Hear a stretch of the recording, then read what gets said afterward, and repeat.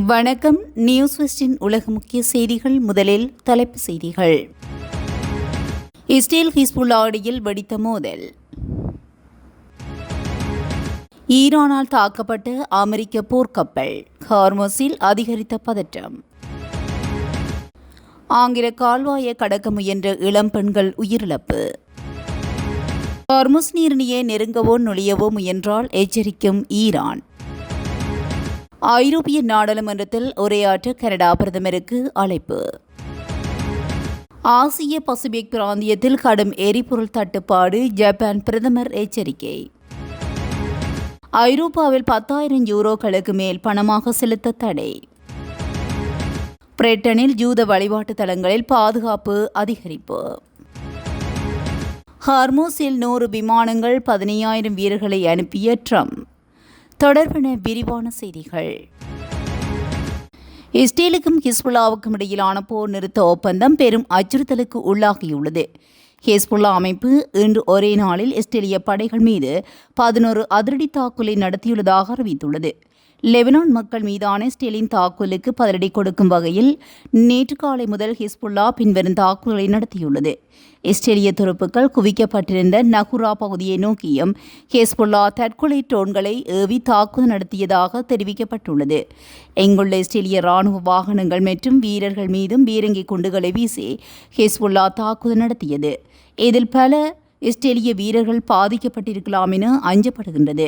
தெற்கு லெபனானில் இயங்கி வரும் இஸ்ரேலிய பாதுகாப்படையினர் மீதும் நேற்று நள்ளிரவு ஹிஸ்புல்லா எதிர்ப்பு ஏவுகணை தாக்குதலை நடத்தியுள்ளது. ஹிஸ்புல்லாவின் தாக்குதலை தொடர்ந்து வடக்கு இஸ்ரேல் பகுதிகளில் எச்சரிக்கை சைரன்கள் நேற்று காலை முதல் ஒலிக்க தொடங்கியுள்ளன. பிரதமர் பெஞ்சமின் நெதன்யாகு ஹிஸ்புல்லாவின் அச்சுறுத்தலை முறியடிக்க தேவையான அனைத்து நடவடிக்கைகளும் எடுக்கப்படும் என எச்சரித்துள்ளார்.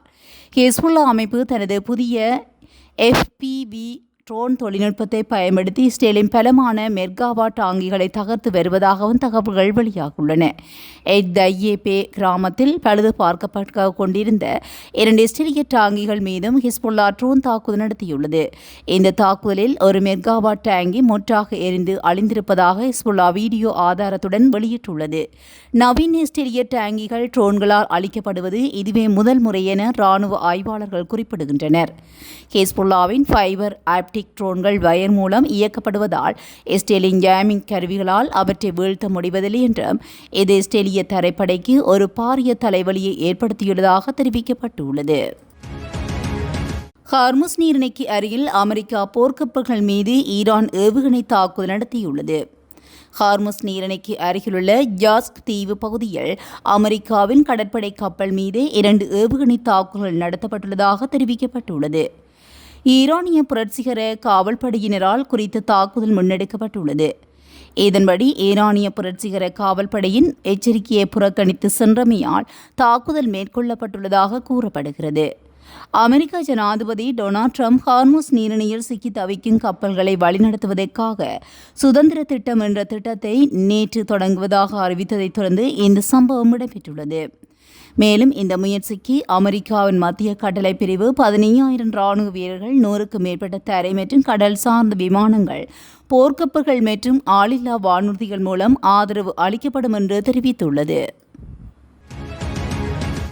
ஆங்கில கால்வாயை கடக்க முயன்றபோது ஹார்டலோட் கடற்கரைக்கு அருகில் 2 இளம் பெண்கள் உயிரிழந்தனர்.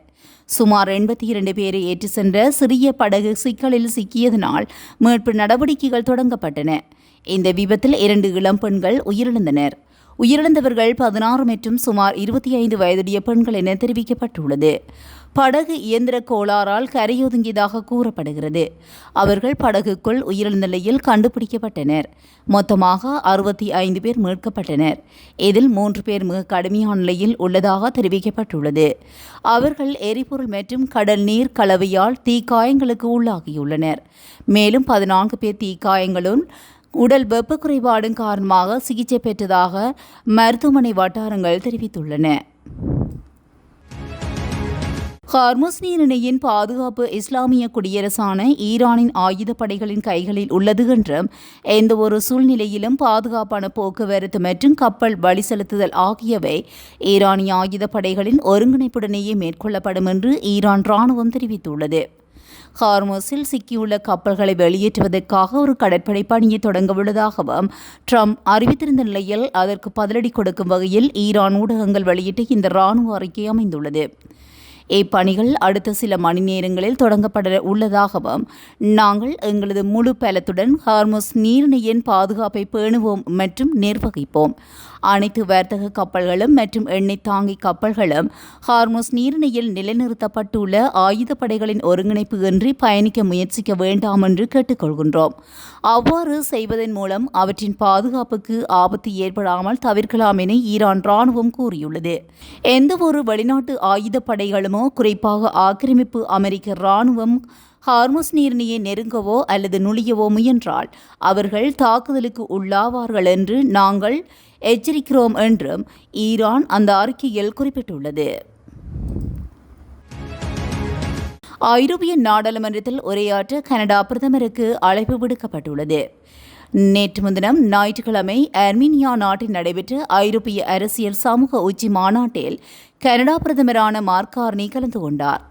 இதற்கிடையில் ஐரோப்பிய நாடாளுமன்றத்தின் தலைவரான ராபர்டா மெட்சோலா ஐரோப்பிய நாடாளுமன்றத்தில் உரையாற்ற கனடா பிரதமரான மார்க் கார்னிக்கு அழைப்பு விடுத்துள்ளார். ஞாயிற்றுக்கிழமை நடைபெற்ற மாநாட்டின் போது ஐரோப்பிய நாடாளுமன்றத்தின் தலைவரான ரோபர்டா மெட்சோலாவை சந்தித்த மார்க் கார்னி ஐரோப்பிய நாடாளுமன்றத்தில் உரையாற்றுவதில் தான் மிகுந்த மகிழ்ச்சி அடைவதாக தெரிவித்தார். ரோபர்டாவின் அழைப்பை ஏற்றுக்கொள்வதில் தான் மிக மகிழ்ச்சி அடைவதாகவும் தெரிவித்த மார்க் கார்னி தனக்கு அழைப்பு விடுத்ததற்காக அவருக்கு நன்றியும் தெரிவித்துக் கொண்டார். முக்கிய விடயம் என்னவென்றால் கனடா ஐரோப்பிய நாடு அல்ல, அது ஒரு வட அமெரிக்க நாடு. ஆகவே ஐரோப்பிய அரசியல் சமூக உச்சி மாநாட்டில் கலந்து கொள்ளும் முதல் கனடிய பிரதமர் என்னும் பெருமை கார்னியை வந்தடைகின்றது. விடயம் என்னவென்றால் அமெரிக்காவின் ட்ரம்ப் ஜனாதிபதியானதை தொடர்ந்து அவர் கனடாவை மோசமாக நடத்தி வருகிறார். ஆகவே அமெரிக்காவை தவிர்ப்பதற்காகவே ஐரோப்பாவுடன் நெருக்கமான உறவு வைத்துக் கொள்ள கனடா பிரதமரான மார்க் கார்னி நடவடிக்கை மேற்கொண்டு வருகின்றார். அதற்கு ஏற்றாற்போல் தற்போது ஐரோப்பிய அரசியல் சமூக உச்சி மாநாட்டிலும் அவர் கலந்து கொண்டுள்ளதுடன் ஐரோப்பிய நாடாளுமன்றத்தில் உரையாற்றவும் மார்க் கார்னி அழைப்பு விடுக்கப்பட்டுள்ளமையும் குறிப்பிடத்தக்க விடயமாக அமைந்துள்ளது. அமெரிக்கா மற்றும் இஸ்ரேல் நாடுகள் ஈரான் மீது நடத்தி வரும் போரின் காரணமாக ஹார்முஸ் நீரிணையின் கப்பல் போக்குவரத்து முடக்கப்பட்டுள்ளமை ஆசியா பசிபிக் பிராந்தியத்தில் மிகப்பெரிய பாதிப்பை ஏற்படுத்தியுள்ளதாக ஜப்பான் பிரதமர் சானி டெகாச்சி எச்சரித்துள்ளார். ஆஸ்திரேலியாவுக்கு 3 நாள் அரசுமுறை பயணம் மேற்கொண்டுள்ள அவர் அந்நாட்டு பிரதமர் அந்தோனி அல்பானிஸை சந்தித்து பேசினார். உலகின் 1/5 எண்ணெய் மற்றும் இயற்கை எரிவாயு செல்லும் ஹார்முஸ் நீரிணை பிப்ரவரி 28 முதல் முடங்கியுள்ளதனால் எரிசக்தி விநியோக சங்கிலி முற்றிலுமாக பாதிக்கப்பட்டுள்ளதாக அவர் கவலை தெரிவித்தார். இந்த நெருக்கடியை சமாளிக்க எரிசக்தி மற்றும் முக்கியமான தாதுக்கள் விநியோகத்தில் இரு நாடுகளும் ஒத்துழைக்க புதிய ஒப்பந்தங்கள் கையெழுத்தாகின. ஆஸ்திரேலியாவின் முக்கியமான கனிம திட்டங்களுக்கு சுமார் 1.3 பில்லியன் ஆஸ்திரேலியா டாலர்களை வழங்க நாட்டு அரசு திட்டமிட்டுள்ளது. இதன் மூலம் செமிகண்டக்டர்கள் மற்றும் மின்சார வாகன பேட்டரிகளுக்கு தேவையான கேலியம், நிக்கல், கிராபைட் போன்ற தாதுக்கள் ஜப்பானுக்கு தடையின்றி கிடைப்பது உறுதி செய்யப்படும். மேலும் பாதுகாப்பு துறையிலும் இரு நாடுகளும் தங்கள் ஒத்துழைப்பை அதிகரித்துள்ளன. இதன் ஒரு பகுதியாகவே ஜப்பானின் மெகாமி ரக போர்க்கப்பல்களை ஆஸ்திரேலியா கடற்படைக்கு வழங்க 7 பில்லியன் அமெரிக்க டாலர் மதிப்பிலான ஒப்பந்தம் உறுதி செய்யப்பட்டுள்ளது. எரிசக்தி மற்றும் பாதுகாப்பு ரீதியாக ஆசிய பிராந்தியத்தில் நிலவும் அந்த சாதாரண சூழல் உலக நாடுகளிடையே பெருங்கவலையை ஏற்படுத்தியுள்ளது. 2027 முதல் பணம் மூலம் நடைபெறும் பரிவர்த்தனைகளுக்கு ஐரோப்பிய ஒன்றியம் 10,000 யூரோக்கள் வரை உச்ச வரம்பை நிர்ணயித்து 3,000 யூரோக்களுக்கு மேல் உள்ள பண பரிவர்த்தனைகளுக்கு அடையாளம் சரிபார்ப்பு கட்டாயமாக்கப்பட்டுள்ளது. இதன் நோக்கம் பண மோசடி மற்றும் தீவிரவாத நிதியுதவியை கட்டுப்படுத்துவது. ஆனால் பிரான்ஸ் போன்ற நாடுகள் தங்களது குறைந்த வரம்புகளை தொடரலாம் என்றும் இங்கு ஏற்கனவே 1,000 யூரோ வரம்பு உள்ளது. எனவே 15,000 யூரோ மதிப்புள்ள ஆடம்பர பொருட்களை பணமாக வாங்குவது அல்லது பணமாகவே பெரிய சேவைகளுக்கான கட்டணத்தை செலுத்துவது ஐரோப்பாவில் சாத்தியம் இல்லை என தெரிவிக்கப்பட்டுள்ளது. யூத எதிர்ப்பு வன்முறை அதிகரித்ததைத் தொடர்ந்து பிரிட்டன் முழுவதும் உள்ள யூத வழிபாட்டு தலங்கள், பாடசாலைகள் மற்றும் பிற யூத சமூக மையங்களை பாதுகாப்பதற்காக முன்னாள் ரோயல் மரைன்ஸ் மற்றும் பாராசூட் படைப்பிரிவு வீரர்கள் பணியில் ஈடுபடுத்தப்பட்டுள்ளனர். கடந்த புதன்கிழமை ஹோல்ட்ரஸ் கிரேனில் நடந்த கத்திக்குத்து தாக்குதலில் 2 ஜூதர்கள் காயமடைந்ததையும் அண்மைய வாரங்களில் ஜூதர்களுடன் தொடர்புடைய இடங்களை குறிவைத்து நடந்த தொடர்ச்சியான தீவைப்பு சம்பவங்களையும் தொடர்ந்து உயரடுக்கு ராணுவ பிரிவுகளை சேர்ந்த முன்னாள் வீரர்கள் இவ்வாறு பணியமர்த்தப்பட்டுள்ளனர். புதன்கிழமை நடந்த தாக்குதலின் பின்னர் இங்கிலாந்து அரசாங்கம் தேசிய பயங்கரவாத அச்சுறுத்தலின் அளவை கடுமையாக உயர்த்தியதுடன் நாட்டில் மற்றொரு தாக்குதல் நிகழ அதிக வாய்ப்புள்ளதாகவும் எச்சரிக்கப்பட்டுள்ளது. ஹார்முஸ் நீரிணையில் சிக்கியுள்ள கப்பல்களை விடுவிக்க 15,000 வீரர்களையும் 100 விமானங்களையும் அனுப்பும் திட்டத்தை டொனால்ட் ட்ரம்ப் அறிவித்ததைத் தொடர்ந்து அமெரிக்க படைகள் மீது தாக்குதல் நடத்த ஈரான் சூளுரைத்துள்ளது. ஹார்முஸ் நீரிணை வழியாக கப்பல்களை வெளியேற்றும் தனது திட்டத்தை சீர்குலைக்க வேறேனும் முயன்றால் அவர்கள் கடுமையாக கையாளப்படுவார்கள் என்று அமெரிக்க ஜனாதிபதி ஈரானை எச்சரித்துள்ளார். ஹார்முஸ் நீரிணையில் கப்பல் போக்குவரத்தை ஈரான் தனது கட்டுப்பாட்டில் வைத்துள்ள நிலையில் கடந்த சில வாரங்களாகவே ஈரான் துறைமுகங்கள் மீது அமெரிக்காவும் முற்றுகையை தொடர்ந்து வருகிறது. இந்நிலையில் ட்ரம்ப் தனது ருட் சோசியல் ஊடகத்தில் ஈரான் மத்திய கிழக்கு மற்றும் அமெரிக்காவின் நலங்கருதி ஹார்முஸ் நீரிணையூடாக கப்பல்களை பாதுகாப்பாக வெளியேற்றுவோம் என்று தொடர்புடைய நாடுகளிடம் தெரிவித்துள்ளோம் என்று ட்ரம்ப் தெரிவித்துள்ளார். டிவிகே கட்சியின் வெற்றிக்கு இந்திய பிரதமர் வாழ்த்து தெரிவித்துள்ளார். தமிழ்நாடு சட்டமன்ற தேர்தலில் வெற்றி பெற்ற டிவிகே கட்சி மற்றும் அதன் தலைவருக்கு இந்திய பிரதமர் நரேந்திர மோடி வாழ்த்து தெரிவித்துள்ளார். இதுகுறித்து அவர் வெளியிட்டுள்ள சமூக ஊடக பதிவில் தனது வாழ்த்து செய்தியை தெரிவித்துள்ளார். மேலும் தெரிவிக்கையில், தமிழக சட்டமன்ற தேர்தலில் தேசிய ஜனநாயக கூட்டணிக்கு ஆதரவு அளித்த தமிழக வாக்காளர்களுக்கு நன்றிகள். மக்களின் பிரச்சினைகளுக்கு தேர்வு காண்பதிலும் அவர்களின் வாழ்க்கையை மேம்படுத்துவதிலும் நாங்கள் எப்போதும் முன்னணியில் இருப்போம். டிவிகேயின் சிறப்பான செயல்பாட்டுக்கு வாழ்த்துக்கள். தமிழகத்தின் முன்னேற்றத்தையும் அதன் மக்களின் நல்வாழ்வையும் முன்னெடுத்து செல்வதில் மத்திய அரசு தனது முழு முயற்சியை செலுத்தும் என்று அவர் கூறியுள்ளார். இதுபோன்ற செய்திகளை உடனுக்குடன் தெரிந்து கொள்ள நியூஸ் ஃபர்ஸ்டுடன் இணைந்திருங்கள். நன்றி, வணக்கம்.